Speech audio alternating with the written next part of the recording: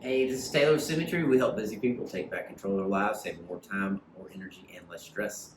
This is part 4 of our 4-part series, Breathing and Training.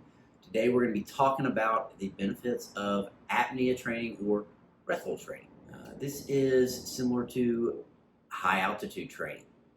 And what we're doing here is we're holding our breath, do it statically, do it while we're working.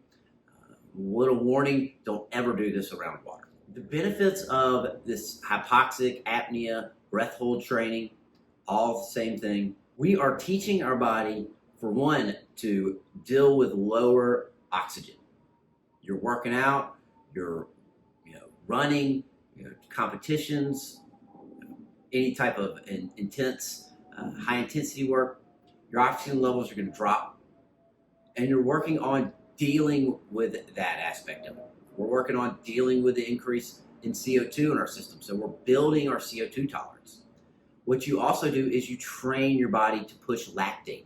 When you feel that death in your legs, say you're on an assault bike or you're running, you're pushing really hard, doesn't feel like you can go anymore, that's that buildup in lactate in your system. And this type of training is a great way to learn how to handle that and teaches your body how to flush it better through the system. We're also building on your aerobic capacity as well. And one of the things the research found is that the breath hold training, what it will do is it'll naturally release EPO in your system. EPO is a banned substance by WADA. It's what Lance Armstrong, a lot of the Tour de France, ultra endurance athletes types have used, and it is banned, but our body naturally produces it. Typically takes about a 90-second breath hold before your body starts to produce that. But when it does, it improves your red blood cell production and gets more oxygen out to your tissues and working muscles. Breath hold training also causes your spleen to release more red blood cells into your system, which helps improve your athletic performance and aerobic capacity as you have more oxygen carriers getting that blood, getting that oxygen out to your muscles and tissues. Another big aspect of breath hold training is that it teaches you to deal with that fear and panic. Breath holding can be very scary, and it can cause a lot of that tension, fear building up in the system. And as you train that, you learn to handle it. You learn to let go and just release into that, to those holds. And that can not only help improve your performance on the athletic field, but it can improve your ability to handle stresses throughout. And that's one of the key aspects that I find through breath hold training. Now, how do we incorporate this? Well, one of my favorite ways to do it is by using something like a C2 bike, a rower, assault bike, skier. Starting out working nice nasal only pace, say 3 to 5 minutes. Then from there, you do what is called an EMOM. Every minute on the minute, you're going to hold your breath. So if you've never done this before, start out doing it on a breath hold. So you'll take a breath in, hold, and continue working.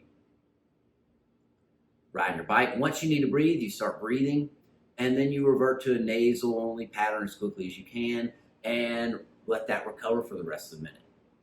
At the top of the next minute, you do another breath hold. See how far you can get. See if you can build each round. Maybe you get 5 seconds the first time, maybe you get second, 6. And you do 5 to 10 rounds of this.